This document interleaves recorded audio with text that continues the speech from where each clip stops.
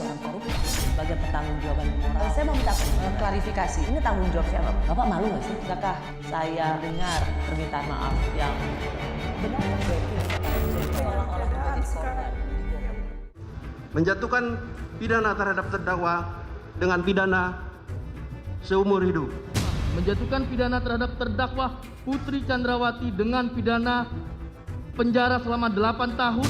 Menjatuhkan pidana terhadap terdakwa Richard Eliezer Pudium Lumiu dengan pidana penjara selama 12 tahun dengan perintah agar terdakwa tetap ditahan, dipotong masa penangkapan. Mohon kepada para pengunjung untuk tetap tenang. Kepada para pengunjung, apabila tidak bisa tenang maka kami akan skor. Tolong dikeluarkan pada para mereka yang nggak bisa tenang. Mungkin ini baru kali pertama dalam sejarah peradilan di Indonesia seorang pelaku pembunuhan mendapat dukungan luar biasa dari publik.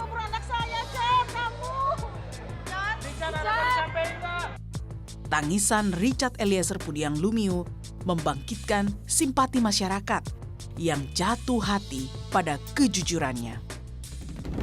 Saya tidak pernah menduga, apalagi mengharapkan peristiwa yang sekarang menimpa diri saya. Begitu hancurnya perasaan saya dan goyahnya mental saya. Sangat tidak menyangka akan mengalami peristiwa menyakitkan seperti ini dalam hidup saya. Namun saya berusaha tegar. Saya diajarkan dalam kesatuan saya untuk tidak pernah berkhianat, korbankan jiwa raga untuk negara, hanya berserah kepada kehendak Tuhan. Nugraha Sankanti Yana Utama, setia pada Ibu Pertiwi.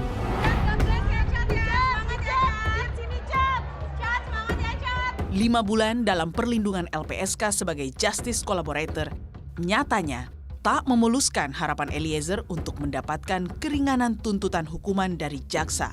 Kejaksaan Agung beralasan belum ada penetapan status GC Eliezer dari Pengadilan Negeri Jakarta Selatan. Untuk pelaku tidak bisa GC, pelaku utama. Ini supaya saya luruskan ini. Undang-undang nggak bisa. Tapi kami hormati LPSK. Maka tuntutannya itu lebih ringan dibanding Pak Sambo. Kalau mungkin LPSK nggak ada, nggak mungkin 12 tahun. Menyalahkan publik dan media sosial menjadi narasi yang digaungkan dalam pembelaan Sambo CS. Kuat Ma'ruf yang merasa dituduh berselingkuh dengan Putri di media sosial.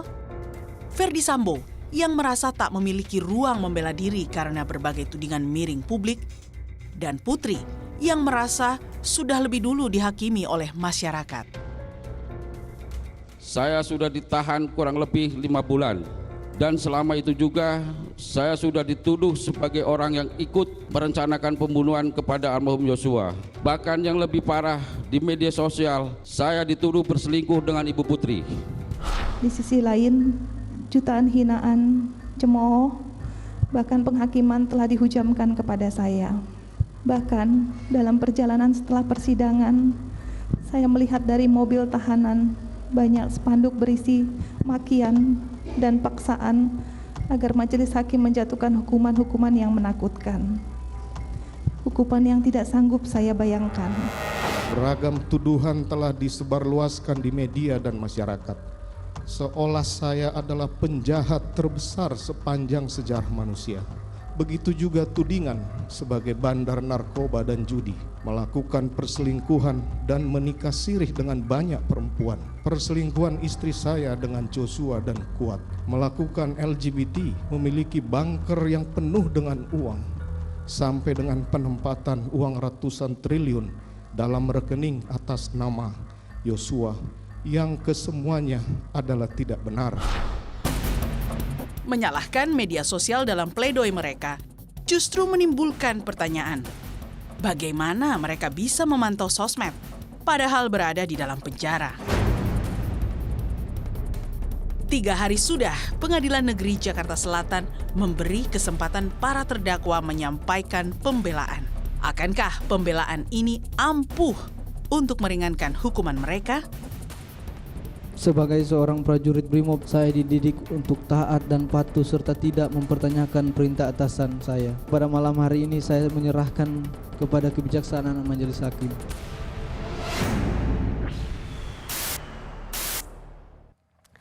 Saya sudah bersama Jasman Mangandar Panjaitan. Ia pernah menjabat pelaksana tugas Jaksa Agung Muda bidang pengawasan periode 2014-2016. Pak Jasman, terima kasih sudah di Rosi. Sama-sama. Secara umum, melihat tuntutan jaksa kemarin terhadap 5 terdakwa, apa penilaian Anda sebagai seorang jaksa senior? Jadi ada hal yang tidak sinkron, ya tidak sinkron. Pertama yang mau saya lihat, Sambo seumur hidup. Kemudian Eliezer 12, PC 8. Ini aja dulu. Seharusnya PC ini karena ini juga termasuk pelaku utama. Anda melihat Putri Candrawati sebagai pelaku utama? Sebagai pelaku utama yang disebut di dalam pasal 55 ayat 1 kedua. Pembujuk. Karena terjadinya pidana ini adalah karena pemberitahuan dia bahwa dia disebut diperkosa. Maka terbakarlah emosi daripada FS. Kan gitu. Jadi makanya sebentar, Pak Jasman, sorry, maaf. Jadi sebagai seorang jaksa, mantan jaksa, Anda malang melintang dalam dunia penuntutan. Ya. Anda melihat apa yang dituntut oleh jaksa kemarin dalam persidangan, kita tuntutan terutama untuk Putri, Anda lihat itu memang terlalu kecil. Terlalu kecil dan jaksa kurang mampu, kurang optimal mengungkap mengenai pembujukannya itu tadi. Oke. Salah satu yang juga membuat kemarahan publik, pada waktu membacakan dakwaan, itu kita melihat dakwaan jaksa yang seperti merekonstruksi apa yang terjadi. Dan itu mendapat tepukan tangan bagi banyak orang. Melihat tuntutan dan konsiderannya, itu juga membawa kita untuk melihat bahwa jaksa teryakini dan melihat Putri sebagai bagian yang tahu soal perencanaan itu. Ya. Tetapi kemudian ada tuntutan Putri yang Anda katakan tadi terlalu ringan, betul? Ya, terlalu ringan. Saya ingin mengatakan kembali apa yang disampaikan oleh Jampidum Fadil Zumhana. Ia mengatakan, dalam hal pemberian keadilan itu, saya mohon kita melihat secara jernih, jangan kita terbawa emosi. Makanya saya sampaikan pada jaksa, menuntut harus rasional, jangan terbawa oleh kemauan publik. Kemauan publik, kata dia, tidak bisa diukur sejauh mana dan terkait siapa di balik publik. Jadi menurut Jampidum adil kok tuntutan pada Putri. Jadi gini, yang saya katakan, apa sih yang dimaksud dengan adil? Adil itu nilai-nilai yang tumbuh dan berkembang di tengah masyarakat. Itu yang harus diakomodir, yang harus direspon oleh jaksa. Apa yang tidak diakomodir oleh jaksa dalam hal kasus ini? ini? Ya. Semua publik, mata publik tertuju kepada kasus ini, termasuk Presiden Republik Indonesia, Menko Polhukam, semua kan. Nah ini harusnya hati-hati. Maka harusnya jaksa yang ditunjuk untuk menangani kasus ini adalah jaksa-jaksa yang betul-betul profesional, berintegritas dan berani. Salah satu yang saya garis bawahi di sini berani. Kasus ini terungkap karena keberanian Kamarudin Simanjuntak. Itu loh, harus jangan dinafikan bahwa ini kasus ini bisa terungkap. Dan keberanian keluarga Joshua. Keluarga Joshua. Sebentar Pak Jasman, padahal sebelumnya Jaksa Agung sudah memastikan jaksa-jaksa penuntut umum dalam persidangan pembunuhan Yosua ini adalah jaksa-jaksa terbaik, diawasi oleh KPK, diawasi oleh Komisi Kejaksaan. Tapi menurut Anda hasil tuntutannya melempem? Ada yang saya lihat, Hasil tuntutannya melempem? Melempem. Ya kurang. Jadi artinya kurang memenuhi rasa keadilan masyarakat. Oh, makanya Anda sendiri melihat bahwa hasil tuntutan jaksa kurang mencerminkan rasa keadilan yang tumbuh dan berkembang di masyarakat. Itu ya. Terutama menyangkut perbedaan antara Eliezer dengan PC di situ. Seharusnya kalau jaksa yang profesional itu PC tidak akan jauh berbeda dengan PC tidak akan jauh berbeda dengan FS. Putri Candrawati, istri dari Verdi Sambo, harusnya tuntutan hukuman jaksa tidak boleh terlalu jauh dari suaminya. Ya. Karena Anda meyakini, melihat dari dakwaan jaksa, tuntutan dan konsiderannya itu PC termasuk dalam perencanaan pembunuhan. Ya. Dan niat ini timbul, yaitu tadi, dari dia gitu loh. Dia bukan pelaku, Tapi dia melakukan daya upaya menggerakkan suaminya dengan cara menyebutkan bahwa dia diperkosa. Kasarnya kan disebutkan diperkosa. Nah, dibanting 3 kali. Ya, itu. Diancam dibunuh. Tidak saja dia, tapi anak-anaknya. Itu. Apa maksud dia? Ini yang saya katakan, jaksa tidak mengungkap ini. Bagaimana PC membuktikan itu? Karena kebetulan juga saya ngajar di Badilah Kejaksaan. Saya katakan kepada calon-calon jaksa, kamu jangan lihat hanya fakta. Lihat ada apa di balik fakta. Itu yang harus diungkap. Contoh, nih mohon maaf, waktu ulang tahun perkawinan, itu tangannya PC sampai begini sama Yosua. Waktu ulang tahun perkawinan di Semarang. Magelang. Itu bangga atau apa? Harusnya itu digali. Digali. Saya sampai sejauh mana kedekatan dia antara PC dengan korban. Itu juga. Ini juga harus, kalau kita mau mengungkap kasus ini secara murni, secara material gitu loh. Gitu, Bu Rosi. Pak Jasman, kata Jampidum di Kompas TV dalam wawancaranya, ia mengatakan begini, ketika ditanya kenapa Putri hanya 8 tahun? Anda sendiri mengatakan Putri harusnya lebih dari 8 tahun, betul? Betul. Tapi kata Jampidum, dia 8 tahun itu sudah adil. Inilah tuntutan jaksa yang profesional sudah memenuhi ketentuan. Kenapa? Karena menurut Jampidum, dia mengatakan, ia tidak merampas nyawa, ia tidak melakukan apa-apa. Makanya dia tidak bisa setimpal seperti Sambo atau Eliezer.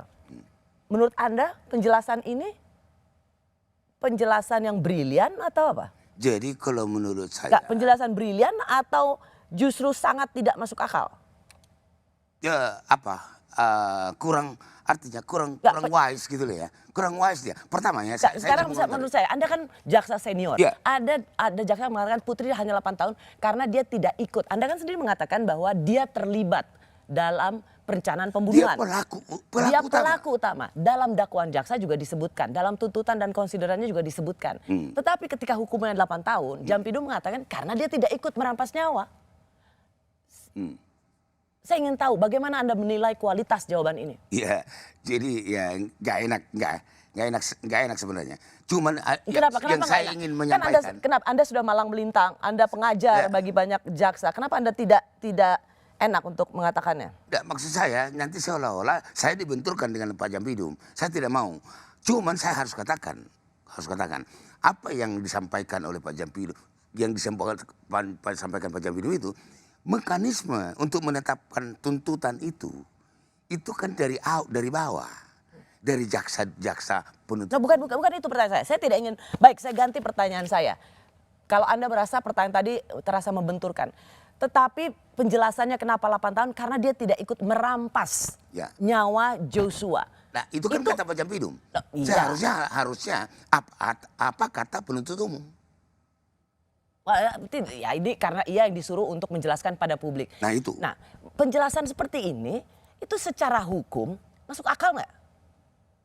Ya masuk akal juga sih. Tapi artinya bagi orang-orang yang mengerti hukum sebenarnya ya jangan begitu. Karena orang mengerti yang namanya penganjur dengan yang melakukan sama. Kecuali ada hal-hal lain yang meringankan gitu.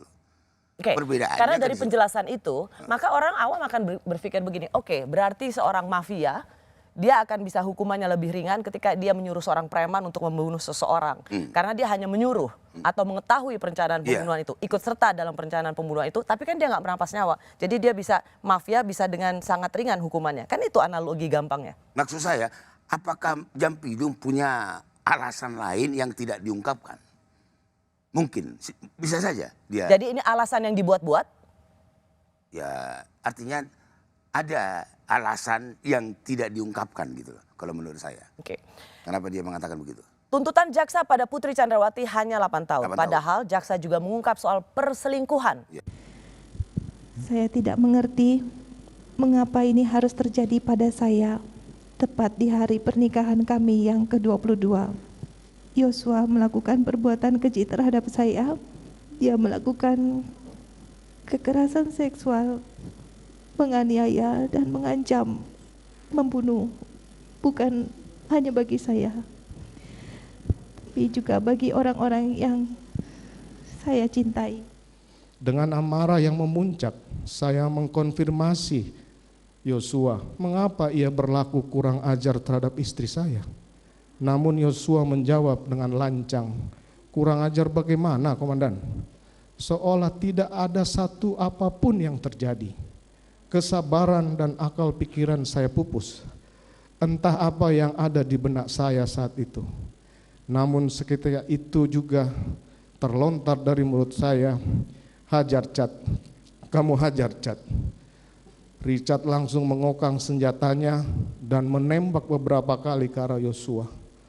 Peluru Richard menembus tubuhnya, kemudian menyebabkan almarhum Yosua jatuh dan meninggal dunia.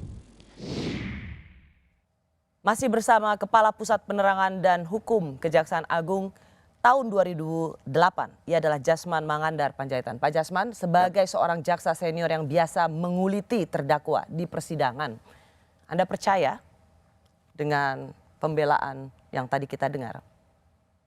Soal diperkosa dan soal tidak pernah merencanakan pembunuhan, dan kalaupun ada, itu karena emosi. Jadi kalau Pak itu, kebiasaan saya, baik di dalam persidangan maupun di dalam mengungkap satu kasus waktu melakukan penyidikan. Fakta itu dibaliknya ada apa? Ada apa di balik fakta itu? Kenapa dia mengatakan seperti itu tadi? Itulah yang membuat saya yakin nantinya. Itu saya gali dulu. Jadi apa yang menurut Anda tidak digali atau tidak tergali dalam persidangan? Bukankah dari dakwaan sampai tuntutan sebenarnya semuanya sudah memenuhi unsur? Yang tidak tergali tadi, ya menurut saya tadi, apa sebenarnya tujuan Putri menyampaikan itu kepada suaminya? Bukankah harusnya Putri menyembunyikan keadaan itu? Tahu tidak ada yang lain kalaupun terjadi. Andai kata pun perbuatan itu terjadi, tahu tidak ada yang lain. Apa yang perkosaan ini? Ya. Kenapa harus dia melapor kepada suaminya? Apa ada orang lain? Apakah dilihat yang di ruangan itu, di rumah itu, perbuatan itu terjadi sehingga dia takut? Karena sebenarnya dari pengakuan Kuat dan Ricky tidak ada yang melihat dan tidak ada yang tahu. Tetapi hanya melihat kondisi Putri sudah terkulai lemas. Ya. Lemah. Bukankah itu sudah cukup mengatakan bahwa dia telah menerima perlakuan yang tidak baik? Seharusnya. Kalau betul perkosaan, ya, masa dia nggak berteriak? Tolong, harusnya begitu dong. Barulah nanti orang-orang yang sekitarnya itu datang ke ruangan itu. Ada apa yang terjadi? Ini enggak ada. Tidak terungkap yang harus diungkap oleh jaksa itu. Apakah Anda berteriak setelah dia memulai memperkosa Anda? Kan gitu. Ini enggak ada. Enggak terungkap itu di persidangan. Coba kalau itu terungkap bahwa memang, oh betul bahwa dia diperkosa. Ini enggak ada. Hanya dalam cerita bahwa aku mau diperkosa. Itu contoh-contoh daripada yang kekurang optimalnya jaksa mengungkap kejadian itu. Oke, sebaliknya jaksa juga mengatakan soal ada perselingkuhan. Ya itu. Diakui ada perselingkuhan. Dari mana ada perselingkuhan? Mengapa tiba-tiba kemudian jaksa come up dengan situasi itu? Dari mana? Fakta mana itu? Dari lie detector. Apakah itu cukup? Lie detector tidak bisa menunjukkan adanya perselingkuhan. Nggak ada kaitan. Jadi sebagai seorang jaksa senior, menurut Anda apa maksud JPU mengungkap kasus, mengatakan kasus itu, meraise isu itu? Buat apa? Kalau emang kemudian tidak dapat dibuktikan juga? Mungkin ada keyakinan bahwa ada kecurigaan daripada jaksa, ada perselingkuhan. Tapi tidak ditindaklanjuti dalam pengungkapan dalam kasus. Kalau ada kecurigaan, ungkap dong di persidangan bahwa ada perselingkuhan itu. Diungkap. Jangan hanya ngomong ada perselingkuhan gitu. Jadi seolah-olah bahwa hanya idiomnya aja yang berbeda. Di satu sisi PC mengatakan perkosaan, di sisi lain jaksa mengatakan perselingkuhan. Dan itu tidak ada artinya? Tidak ada nilai. Nggak perlu dia ngomong itu. Itu yang saya lihat kekurang profesionalan jaksa dalam menyampaikan tuntutan itu. Masih kita bicara soal pembelaan Sambo. Dia mengatakan bahwa sebenarnya ia hanya minta di backup oleh Eliezer. Tidak ada rencana untuk membunuh Eliezer. Makanya soal hajar cat dan tembak cat itu terus menjadi perdebatan di persidangan. Kita lihat dan kita dengar apa kata Sambo. Lantas saya menyampaikan bahwa akan melakukan konfirmasi kepada Yosua dan apakah ia bersedia membackup saya jika yang bersangkutan melawan dan siap menembak. Ricky Rizal lantas menjawab tidak siap mental. Karenanya lantas saya meminta Ricky Rizal untuk memanggil Richard Eliezer untuk menemui saya. Dan dengan pertanyaan yang sama, Richard Eliezer menyampaikan kesediaannya untuk membackup saya pada saat melakukan konfirmasi kepada almarhum Yosua. Di sini ingin dikatakan sekali lagi bahwa tidak ada niat. Ada Ricky yang dia minta juga hanya untuk membackup, bukan untuk menembak dan membunuh. Ada juga Eliezer yang langsung mengiyakan. Apakah pembelaan ini bisa mengurangi bobot tuntutan, bobot hukuman bagi Verdi Sambo dari perencanaan pembunuhan dari seumur hidup menjadi 20 tahun? Saya kira tidak. Tidak mungkin. Tidak ada relevansinya antara bahwa membackup gitu. Kalau menurut fakta yang mudah-mudahan saya tidak salah, bahwa Ricky juga diminta untuk menembak. Namun Ricky tidak mau, tidak sanggup, mental saya nggak kuat. Kan gitu kan. Berarti dari awal ada niat gitu.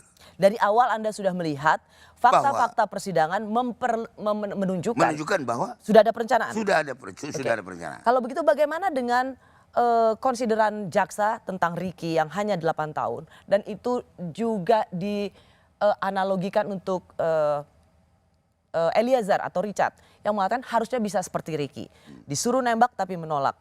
Karenanya Eliezer lebih berat hukumannya daripada Ricky. Ya. Apa itu adil juga? Kalau soal Eliezer 12 itu memang dia menembak. Kalau Ricky kan tidak berbuat. Tidak ada perbuatan yang menimbulkan kematian. Tidak ada. Jadi Anda melihat bahwa Ricky di bawah Ricky dan Kuat di bawah tuntutannya, di bawah hukuman seharusnya. Richard itu juga udah benar. Atau sebenarnya tidak bisa. Ricky dan Kuat juga harus di atas hukumannya, di atas Eliezer. Kalau saya lihat dari Ricky ini dia membantu. Kalau menurut saya bukan 5-5, dia membantu. Berarti lebih rendah. Kuat di sini juga perlu ada di mana pemberatannya ke Kuat. Dia kelihatannya tidak jujur. Dia tidak jujur. Tidak tahulah. Tidak. Semua tidak. Berbelit-belit. Berbelit-belit. Nah itu yang saya lihat dari kesaksian daripada Kuat. Pertanyaan saya dari pengalaman tuntutan Anda. Harusnya tuntutan untuk Kuat dan Ricky ini berbeda. Harus berbeda. Berbeda. Ricky dengan Kuat berbeda. Pertanyaan saya adalah apakah hukuman mereka yang di bawah Richard Eliezer 8 tahun dan 12 tahun itu menurut Anda adil? Kurang pas. Tidak pas juga? Kurang adil. Jadi yang adilnya menurut Anda? Harusnya minimal kalaupun sama kan 12. Kalau memang Eliezer 12, Kuat 12, Ricky 12. Jadi Anda juga melihat bahwa tuntutan jaksa menghukum Kuat dan Ricky itu juga mencederai rasa keadilan. Harusnya mereka tidak boleh lebih rendah daripada Richard Eliezer. Apalagi dengan tuntutan terhadap PC. Lebih mencederai lagi rasa keadilan masyarakat. PC dituntut hanya 8 tahun, disamakan dengan Kuat, disamakan dengan Ricky. Itu tuh sangat-sangat. Bagaimana dengan pembelaan bahwa yaitu tadi dia kan tidak ikut merampas nyawa seseorang. Siapa? Ricky dan Kuat sama seperti pembelaan pada Putri. Kalau Ricky dengan Kuat ya, tapi kalau PC dia tidak boleh mengatakan dia meskipun dia tidak berbuat, dia bagian daripada itu yang pasal 55. Oke, persis. Tapi Pak Jasman, saya berusaha untuk menanyakan pada Anda, Ricky dan Kuat kenapa lebih rendah? Karena dia tidak ikut merampas nyawa seseorang. Tapi kan Anda bilang nggak bisa Ricky dan Kuat harus minimal sama dengan Richard Eliezer. Karena mereka sama-sama orang di situ.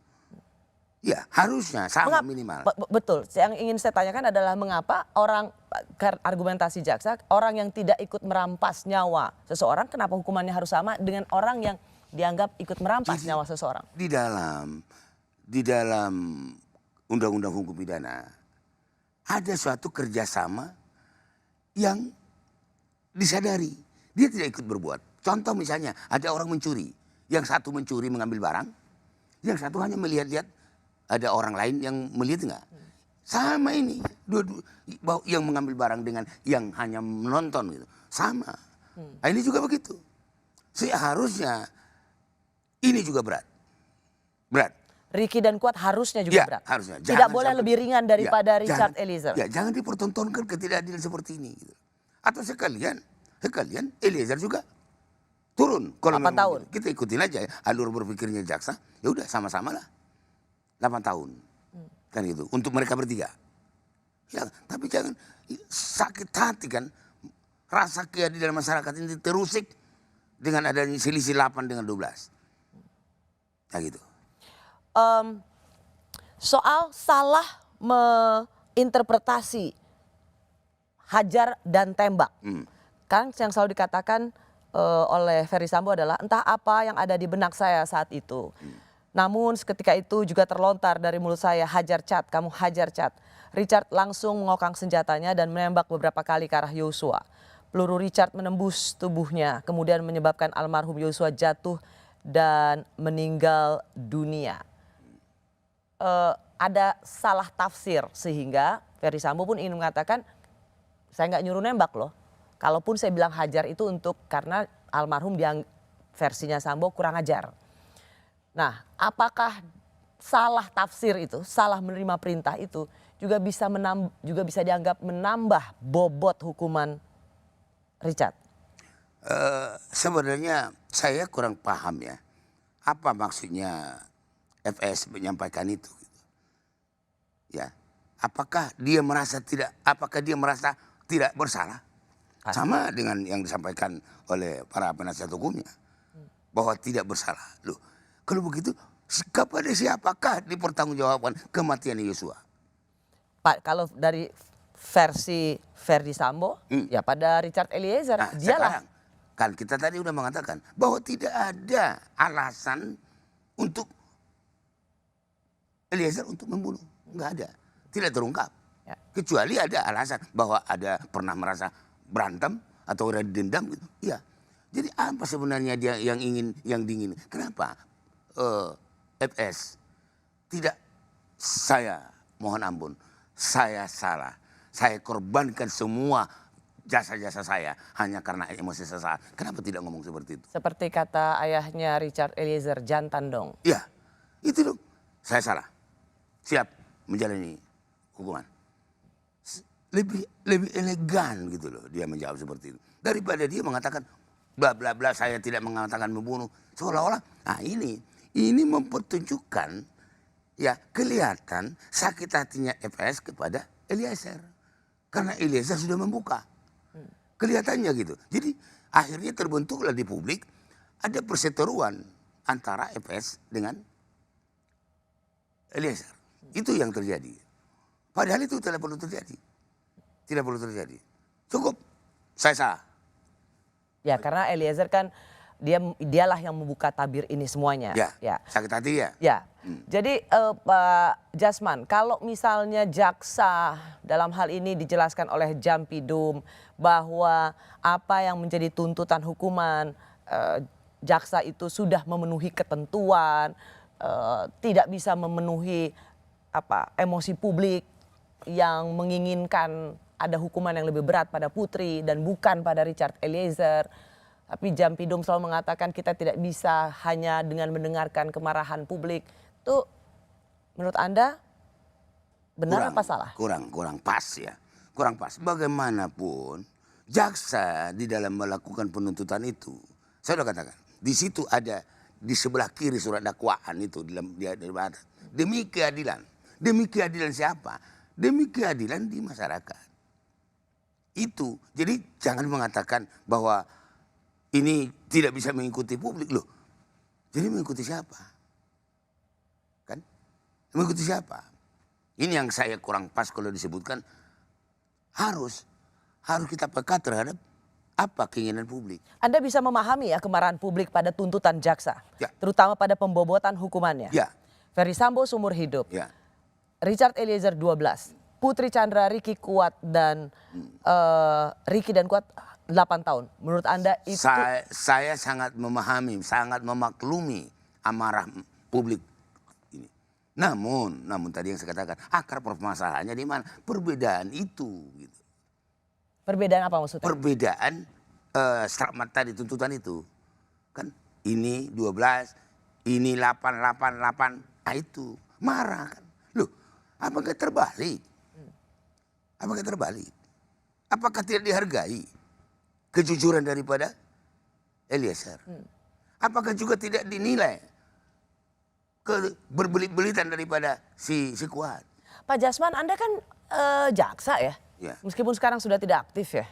Kalau Anda bisa lihat itu, masa junior-junior Anda nggak bisa lihat itu? Ya inilah yang kita harapkan sebenarnya. Ya tapi kan ya ini kan harapan pimpinan. Pak Jaksa Agung juga sudah membuat suatu arahan-arahan sebenarnya. Enggak, saya nggak habis pikir gitu. Kalau seorang jaksa senior saja bisa melihat itu, kok jaksa yang masih aktif membuat tuntutan? Anda kan juga mengajar jaksa-jaksa membuat kualitas tuntutan kan? Betul. Ya. Masa mereka tidak bisa melihat itu? Ya itu yang kadang-kadang ya namanya manusia kan gitu ya. Ada pengaruh gitu atau gimana gitu. Ya memang inilah yang pengaruh siapa misalnya Pak? Ya artinya ya pengaruh-pengaruh dari ngomongan-ngomongan dari luar dia dengar gitu.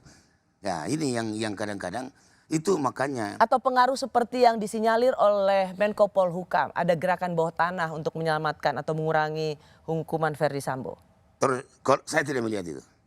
Saya tidak melihat adanya intervensi dari pihak manapun. Nggak, murni betul-betul kekurang optimalan daripada penuntut umum. Oke. Tidak optimal dan kurang profesional. Ya, tidak optimal dan kurang profesional. Pak Jasman, ini yang dikatakan jaksa penuntut umum yang dihadirkan untuk sidang pembunuhan Yosua ini adalah katanya jaksa-jaksa terbaik. Kalau jaksa terbaik aja Anda katakan kurang profesional, gimana yang tidak terbaik Pak? Saya juga udah pertanyakan itu. Kalau biasanya kalau untuk kasus-kasus yang seperti ini dicari dari seluruh Indonesia. Kajati, Sumatera Utara, siapa jaksa terbaik menurut kau yang kau usulkan dulu di sini untuk menyidangkan ini? Seharusnya begitu. Dulu waktu zaman. Jadi Anda tidak melihat JPU yang sekarang menjadi penuntut saya di ini? tidak dalam kualitas itu. Gitu. Oke, kalau begitu saya ganti pertanyaannya. Pertanyaan saya adalah bahwa ada gambar yang kita lihat dan itu betul-betul menjadi pembicaraan dan pertanyaan. Jaksa penuntut umum itu menahan tangis ketika membaca dakwaan. Bahkan rekannya juga ikut menahan isak dan kemudian berusaha menenangkan koleganya. Sebagai seorang jaksa, itu biasa jaksa menahan tangis membaca tuntutan hukuman? Nggak biasa? Itu menunjukkan jaksa seperti ini, jaksa apa? Di percintaan yang seperti itu gitu loh. Enggak, masa, tadi kan saya udah katakan, jaksa itu berintegritas, profesional, berani. Ini kan ditunjukkannya, ini kok sampai bisa, ya itu juga jadi bahan pembicaraan di kalangan. Kenapa? Apa yang bisa membuat seorang jaksa menahan tangis ketika membaca tuntutan hukuman? Ya susah saya mengatakan itu karena saya jarang nangis, karena saya orangnya keras gitu. Jadi saya sulit saya membayangkan ada apa di benaknya jaksa ini kok sampai dia mau meneteskan air mata. Gitu. Biasanya apa yang bisa membuat jaksa menahan tangis? Biasanya apa yang bisa membuat jaksa menahan tangis? Ya kalau misalnya ya orang tuanya meninggal atau apa segala macam. Tapi tidak membaca tuntutan? Tidak membaca tuntutan. Masa mencatat tuntutan kok jadi nangis gitu loh. Itu pun perlu pertanyaan itu. Itu nanti kalau zaman dulu periksa itu. Jaksa-jaksa yang tidak profesional tadi harusnya jadi jaksa-jaksa ini karena mendengarkan suara publik seperti ini seharusnya dipanggil itu. Dipanggil oleh Jampidum. Kenapa kamu? Habis itu kalau misalnya ada Atau kebalik Pak, justru apa yang dilihat oleh masyarakat, menahan tangis, ikut menenangkan, itu justru sebenarnya jaksa itu bertentangan dengan hati nuraninya. Ia memiliki tuntutan dan bobot hukuman yang berbeda, tetapi karena perintah atasan ia harus melakukan itu. Itu yang dilihat. Ya.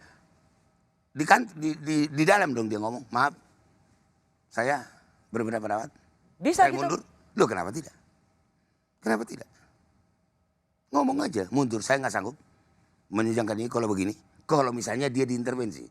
Dan saya terus terang ya, saya bukan membela institusi ini. Nggak, tapi gini, dalam hal membuat tuntutan hukuman, kan itu tidak murni independensi JPU yang bersidang kan? Tidak dia saja. Ada jaksa-jaksa senior, setingkat direktur, dikumpul di situ.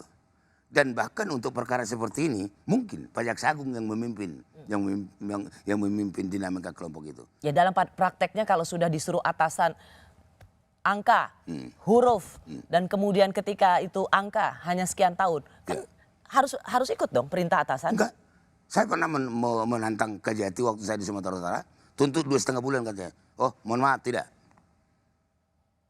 Akhirnya saya dibuang. Iya. Itu tapi saya pikir sekarang saya tidak melihat lagi ada yang seperti itu. Saya tidak melihat lagi ada bahwa tuntutan-tuntutan itu betul-betul dikendalikan oleh pimpinan, enggak. Memberikan kebebasan sebebas-bebasnya kepada jaksa penuntut umum, namun tentunya dengan alasan-alasan yang rasional, alasan-alasan yang yuridis. Alasan-alasan yang memenuhi rasa keadilan masyarakat.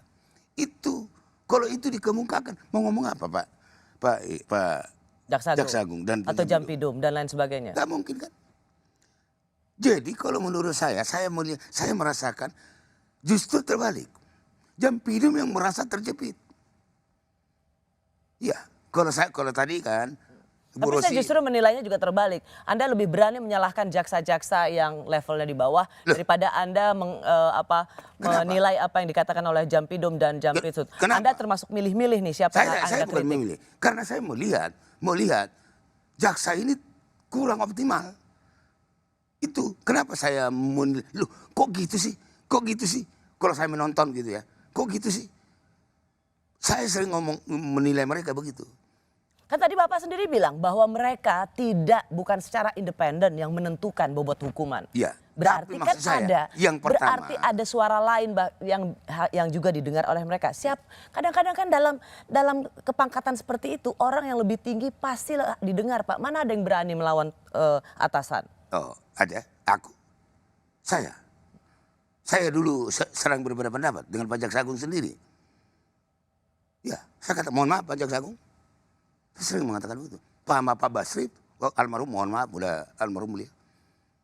Sama Pak, itulah bedanya. Kalau Pak Endarman dulu Jaksa Agung, ya itu, silakan sampaikan. Jadi Anda menyayangkan JPU kalaupun mereka memiliki. Gak berani menyampaikan itu. Kenapa dia tidak sampaikan? Pak, menurut saya Pak, ini. Ngomong. Ada forumnya kok untuk menyampaikan itu. Bukan kertas berjalan ini, bukan. Bahwa dari jaksa sekian, bukan gitu. Pasti dipanggil, minimal oleh direktur. Direktur dulu memang, gimana menurut kau? Atau mulai, karena ini Jakarta Selatan, kejar Jakarta Selatan. Ya, artinya gini lah, Pak Jasman mengatakan, kalaupun itu bertentangan dengan hati nuraninya dalam memberikan bobot hukuman, harusnya di dalam sudah lebih dulu siap untuk berargumentasi, apapun hasilnya. Ya. Copot, pindah ke perbatasan, ya itu dilakukan. Oke. Ya. Eliezer merasa ia hanya diperalat Verdi Sambo. Kejujurannya pun tidak dihargai oleh jaksa. Teladan keadilan seperti apa yang mau dipertontonkan kejaksaan? Di usia saya ini tidak pernah terpikirkan ternyata oleh atasan saya di mana saya bekerja memberikan pengabdian kepada seorang jenderal berpangkat bintang 2 yang sangat saya percaya dan saya hormati. Di mana saya yang hanya seorang prajurit rendah berpangkat barada yang harus mematuhi perkataan dan perintahnya. Ternyata saya diperalat, saya dibohongi dan disia-siakan. Bahkan kejujuran yang saya sampaikan tidak dihargai, malahan saya dimusuhi. Masih bersama saya Direktur Penyidikan Jampitsus Kejaksaan Agung tahun 2010, Jasman Mangandar Panjaitan. Pak Jasman, kejujuran Eliezer dianggap tidak dihargai oleh jaksa penuntut umum. Dan ketika Jampidum mengatakannya adalah lo itu sudah sangat dihargai. Justru karena dia dianggap justice collaborator, maka dia 12 tahun. Tidak seperti karena dibandingkan dengan Verdi Sambo. Ini menurut Anda logika hukumnya gimana? Ya, jadi memang itu juga udah pas ya. Kalau memang dianggap bahwa Eliezer itu adalah pelaku utama, 12 itu udah cukup ringan. Cukup ringan. Yang menjadi terganjal di hati, ya adanya perbedaan dengan Putri, Ricky dan Kuat. Itu sebenarnya 12 itu cukup ringan. Nanti kalau misalnya bahkan ya kalau kita nanti gini, cukup ringan. Jadi menurut Anda Sambo berapa? Seumur hidup. Ya. Nah, Ricky Rizal diabdikan 12. Jadi sebagai seorang, kalau Anda yang sebagai JPU, Putri berapa? Ya kalau Putri ya 20 tahun. Ricky dan Kuat? Ricky dan Kuat di bawahnya.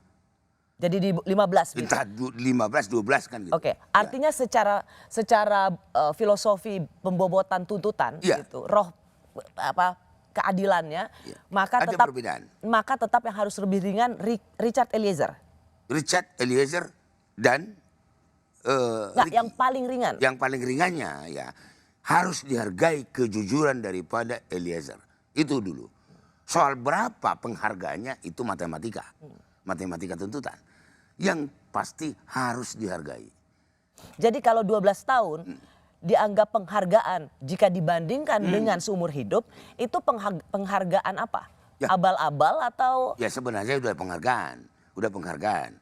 Nah maksud saya tadi enggak, itu dulu karena ini versinya penjelasan dari Kejaksaan Agung melalui Jampidum. Jadi kalau 12 tahun itu dianggap penghargaan dengan melihat komparasinya adalah seumur hidup, itu emang penghargaan.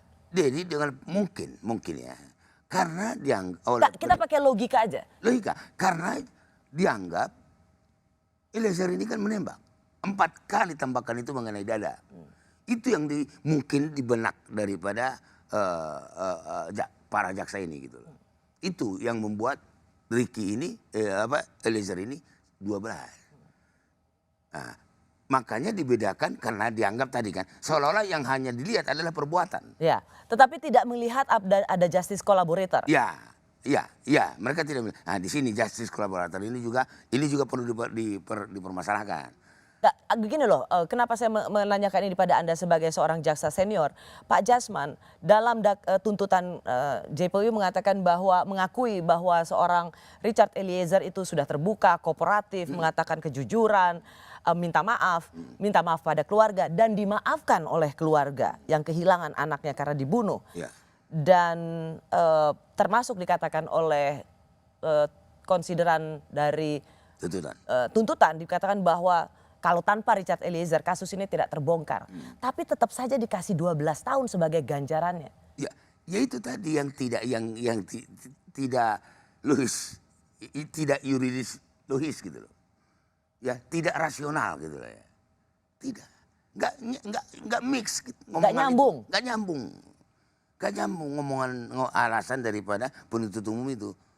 Itu yang tadi saya katakan kurang profesional. Apalagi ditambah dengan 3 terdakwa lainnya jauh lebih rendah. Jauh lebih rendah. Itu yang melukai hati, melukai rasa keadilan masyarakat di Indonesia. Jadi misalnya kalau Putri sudah diumumkan sebelumnya hanya 8 tahun, Ricky dan Kuat juga 8 tahun, harusnya untuk memenuhi rasa keadilan, tuntutan hukuman pada seorang Richard Eliezer seperti apa, Pak Jasman? Sekarang udahlah, kita gak usah bicara lagi tuntutan karena udah lewat. Kenapa saya bicarakan itu? Karena Anda seorang jaksa. Kalau seorang pengamat hukum mungkin dia langsung bisa bilang, tapi dia tidak pernah memiliki pengalaman atau praktek menentukan bobot hukuman. Kalau Anda seumur hidup, 3 lainnya 8 tahun, Richard Eliezer harusnya berapa? Kalau ini 8 tahun, nah sekarang ini yang patokannya 8 tahun. Kan? Ya Richard itu ke bawah. Harus di bawah itu? Harus di bawah. Ya 4 tahun. Atau 2/3 dari 8 tahun. Ada penghargaan gitu lah terhadap kejujuran. Oke. Salah satu yang juga menjadi argumentasi kejaksaan adalah karena justice collaborator itu harus disahkan dulu di pengadilan oleh hakim pengadilan negeri. Nah itu kan nggak tahu dari awal. Itu tidak ada dalam undang-undang perlindungan saksi. Kenapa tiba-tiba ujuk-ujuk jaksa mengatakan itu harus diterapkan dulu oleh majelis hakim? Nah sekarang gini, oke baik, makasih ya. Makasih Bu Rosi. Karena kita tadi belum cerita mengenai JC. JC itu pada dasarnya diatur di dalam surat edaran Mahkamah Agung nomor 4 tahun 2011. Ya Pak, tapi ini undang-undang perlindungan saksi. Ya. Surat edaran Mahkamah Agung itu di bawah undang-undang. Ya, di undang-undang itu hanya menyebut ya rekomendasi dari LPSK. Itu. Dan sudah diberikan. Sudah, rekomendasi. Nah, maksud saya seharusnya justice collaborator ini ditentukan penyidik. Penyidik yang menentukan siapa yang menjadi pelapor yang digolongkan jadi justice collaborator. Kan itu sudah dari awal Pak? Enggak ada. Ini hanya ujuk-ujuk langsung surat dari. Tapi itulah yang diamanatkan oleh Undang-Undang Perlindungan Saksi bahwa memberikan surat rekomendasi, LPSK memberikan surat rekomendasi kepada kejaksaan dan diterima dengan baik. Ya. Jadi LPSK sudah melaksanakan apa yang diamanatkan oleh undang-undang. Akhirnya apa yang terjadi? Tapi jaksa kemudian mengatakan tetap, dia mengatakan ya udah kami akomodir, tapi itulah nilai yang kami tuntut. Ya, tapi kan juga ada embel-embel sebagai pelaku utama Dader tidak mengenal justice collaborator. Itu kan aneh. Ya, memang saya pun sependapat itu bahwa kalau berdasarkan surat edaran itu, ya tidak. Maka saya katakan untuk menjawab itu harusnya itu di penyidik. Penyidik awal itulah yang menetapkan di dalam berkas ya. Dalam berkas itu bahwa Eliezer itu adalah justice collaborator. Karena mengejutkan dan sangat rasanya loh kok sekarang tiba-tiba jaksa balik badan dan mengatakan bahwa justice collaborator tidak dikenal dalam pembunuhan aktor utama dalam Dader. Padahal sejak awal perlakuannya dia sudah perlakuan sebagai secara khusus. Dia diawasi oleh LPSK. Jadi sejak awal kita semua mahfum bahwa dia seorang justice collaborator. Tapi dalam tuntutan dan pembobotan atau menghukum si Richard Eliezer tiba-tiba jaksa bilang oh dia bukan justice collaborator. Kasus ini Pak, Satu Republik Kapolri kena prank dengan rekayasa. Kali ini jaksa juga ngeprank Richard Eliezer, dibohongin. Kalau sejak awal seperti ini, ngapain Richard nggak harus ngaku? Mendingan dia ikut skenario Sambo aja. Sekalian, nggak akan terbongkar kasusnya. Dijanjikan oleh Sambo, dia tetap menjadi Kadif Propam, di SP3 kan. Lebih baik dia ikut skenario Sambo, naik jabatan cepat deh. Tapi karena jaksa mengatakan ini, maka orang akan berpikir, hey, lain kali kalau ada kejaksaan, kalau ada pembunuhan, ada apapun yang terjadi, ingat ya. Ingat apa yang dikatakan oleh Jampidum bahwa tidak ada justice collaborator, semuanya Dader. Apa keteladanan keadilan yang ingin dipertontonkan oleh kejaksaan? Ya, jadi ya itu tadi. Kalau saya melihat kesalahan ini adalah kesalahan daripada penuntut umum. Bukan karena jangan ini ya anggapan umum seolah-olah bahwa yang menentukan tuntutan itu adalah pimpinan. Enggak gitu. Kita sudah dimulai 15 tahun yang lalu. Sudah digaungkan jaksa itu independen. Sudah digaungkan itu. Namun ya mungkin kadarnya berapa persen gitu. Ya. Jadi yang dinilai oleh pimpinan itu keseriusan daripada jaksa itu. Itu tadi saya udah katakan. Untuk kasus seperti ini seharusnya jangan sembarangan menunjuk jaksa. Ya. Kumpul di Bidum, panggil seluruh usulan-usulan dari kejati-kejati. Itu yang duduk di situ. Barulah di coach lagi oleh dari Baliklat, maupun dari saya direktur. ya, tapi saya tetap tidak melihat bahwa semua apa yang diputuskan dalam tuntutan kejaksaan itu tidak pernah sendiri.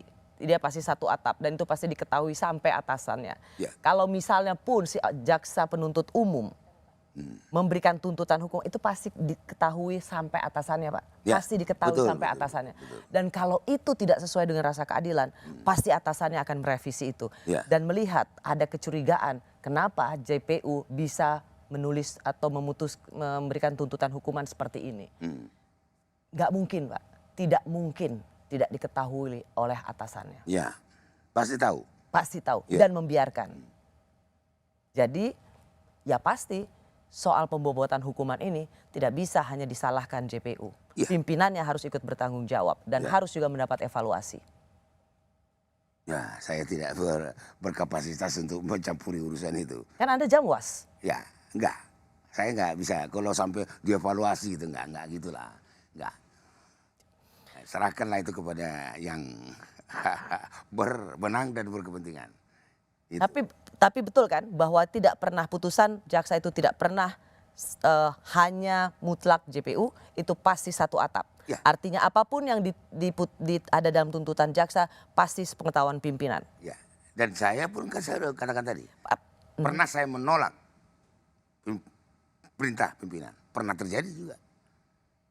Baik misalnya menentukan si Anu jadi tersangka, pernah, saya tidak. Setuju, kalau itu konteksnya adalah ada intervensi dari atasan. Tapi kalau misalnya sejak awal JPU itu sudah menulis bahwa tuntutan dengan hukuman yang tidak masuk akal, tidak memenuhi rasa keadilan, bukankah sebagai pimpinan harus mengambil tanggung jawab? Ya, bagaimanapun, karena Jaksa Agung adalah penuntut umum tertinggi. Ya, kalau dari sisi itu ya. Ya. Vonis akhir memang ada di tangan hakim, tapi kejaksaan sebagai penuntut negara juga harus bertanggung jawab membuat tuntutan yang memberi rasa keadilan. Seperti apa evaluasi untuk kejaksaan? Sebagai seorang prajurit BRIMOB yang latar belakangnya adalah paramiliter, saya dididik untuk taat dan patuh serta tidak mempertanyakan perintah atasan saya. Apabila ada yang menganggap ketaatan dan kepatuhan saya membabi buta, maka pada malam hari ini saya menyerahkan kepada kebijaksanaan Majelis Hakim. Bersama saya, Jasman Mangandar Panjaitan, yang pernah menjabat PLT Jaksa Agung Muda bidang pengawasan di tahun 2014-2016. Pak Jasman, bahwa semua vonis itu pasti. Jaksa ketika ditanya, Jampidum juga mengatakan bahwa ada hakim, mari kita serahkan pada hakim. Tapi bukankah jaksa juga bertanggung jawab atas putusan yang memberi rasa keadilan, yang bisa mencerminkan rasa keadilan. Jadi tidak semuanya harus diserahkan pada majelis hakim. Ya, ya. Jangan, bukan hanya jaksa, penyidik pun bertanggung jawab terhadap penyelesaian suatu perkara. Mulai dari penyidikan sampai putusan, eksekusi, penyidik bertanggung jawab, penuntut umum bertanggung jawab. Bertanggung jawab, betul. Jadi tidak semuanya, ya nanti kan tergantung hakim, nanti kan tergantung hakim. Seolah-olah kemudian kita bikin aja penyidikan yang jorok aja, penuntutan yang ya kanan kiri oke, nanti silakan pada hakim. Ya, namun, kalaupun misalnya ada kekurangan di dalam proses ini, itulah bagusnya dengan sistem peradilan itu. Ada kekurangan di tingkat penyidik, masih bisa disempurnakan di tingkat penuntutan. Ada yang tidak sempurna di penuntutan, bisa disempurnakan di pengadilan. Di pengadilan negeri kurang sempurna, pengadilan tinggi, sampai ke Mahkamah Agung. Dengan ketidaksempurnaan atau ketidakprofesionalan tuntutan dan hasil tuntutan hukuman buat para terdakwa ini, Pak Jasman, masih bisa diperbaiki? Kalau tuntutan tidak. Bukan maksud saya diperbaiki dalam arti karena lembaga kontrolnya kan begitu. Penuntut umum mengontrol penyidik, hakim mengontrol penuntut umum. Nah, disinilah nanti kita lihat. Yang dikhawatirkan adalah begini. Ya. Range vonis hakim itu kan saat ini misalnya tadi Bapak bilang kan, Ferry Sambo seumur hidup, oke, buat Bapak that's fine, Ya. ya Pak ya. Ya. Tapi harusnya Putri, berapa tadi Bapak bilang tuntutannya? 20 tahun. 20 tahun. Ricky dan Kuat? 12. Oke. Richard? Eliezer 8. Atau bahkan 4. Bisa. Bisa. Nah. Kalau tuntutan hukuman jaksa jauh sekali dari apa yang Bapak sebutkan tadi, emang hakim bisa vonis sampai sedramatis itu? Bisa. Tuntutan jaksa masuk, dibebaskan oleh hakim bisa. Sering terjadi. Bisa. Namun ada nanti, itu juga nanti akan dibahas lagi. Misalnya katakanlah, Eliezer 12 tahun. Ternyata oleh hakim menjatuhkan hukuman percobaan misalnya. Ya, ini nanti akan dilaporkan kepada pimpinan. Mohon petunjuk. Menurut matematikanya, normanya, aturan yang berlaku, jaksa itu harus banding. Tapi dengan pertimbangan-pertimbangan nanti, apalagi pertimbangan dari masyarakat, kan bisa disampaikan kepada pimpinan. Pak, udah kita terima. Ya, karena itu bagian dari evaluasi. Iya, bagian daripada evaluasi. Bahwa ada yang salah dengan tuntutan hukumannya. Iya, itu. Apalagi ini kan sudah putus. Sudah putus kan. Sudah putus hakim. Pak Jasman, dari yang 8 tahun ke 20 tahun itu bisa? 8 tahun? Ke 20 tahun? Bisa kali pun. Seumur hidup bisa. Bisa. Terlalu jauh rasanya. Ya, bisa saja. Tergantung. Bisa sih bisa, tapi dalam pengalaman rasanya itu tidak mungkin. Loh, kalau berdasarkan fakta-fakta ini, fakta itu tadi yang saya katakan tadi, bahwa dia 55 ayat 1 ke 2. Itu sama dengan 55 ayat 1 ke 1. Sama. Tolong dijelaskan Pak, biar 55 ayat semua 1 yang ke menyaksikan. 1. Ya, dihukum sebagai pelaku. Ya. Kedua, menyuruh melakukan. Turut serta melakukan. Itu 55 ayat 1 ke 1. Pasal 55 ayat 1 ke 2. Membujuk melakukan. Nah, PC ini digolongkan di pembujuk. Dia tidak melakukan sendiri perbuatan itu, tapi menggerakkan orang lain supaya melakukan tindak pidana yang diinginkannya. Itu yang tadi saya katakan, harusnya diungkap oleh jaksa ini. Karena sebenarnya dalam dakwaan jaksa itu sebenarnya sudah tersurat, sudah jelas. Ya. Dalam tuntutan dan konsiderannya juga sudah jelas. Ya. Hanya memang bobot hukumannya. Bukan, dia tidak dapat fakta-fakta di persidangan. Dia tidak temukan. Itu hanya tertulis saja begitu. Seharusnya itu diungkap di dalam persidangan. Nah, apalagi itu Pak Jasman. Maka seperti yang Bapak katakan tadi, harusnya Putri 20 tahun. Iya. Itu rasanya kecil sekali bisa terjadi di vonis dari 8 tahun ke 20 tahun. Ya, kita harapan saya pribadi ya, harusnya begitu hakim itu. Ya, apalagi kan kalau saya mengikuti persidangan, hakim juga sering marah-marah kan gitu. Ya, kalau mendengarkan ibu PC ini gitu. Nah, harusnya naikkan gitu. Naik. Jaksa juga galak banget waktu nanya terdakwa, Ya. tapi ternyata hukumannya ringan, galak di depan, melempem di belakang. Iya. Ya begitulah persidangan yang kita saksikan itu. Mudah-mudahan dalam persidangan-persidangan yang lain jangan terulang seperti itu lagi. Itu aja harapan Bu Rosi. Pak Jasman, Ya. terima kasih banyak sudah di Rosi. Ya, Saya sangat menghargainya. saya pun sangat bangga. Terima kasih Anda sudah menyaksikan Rosi. Saya Rosyana Silalahi. Tetaplah di Kompas TV, independen, terpercaya.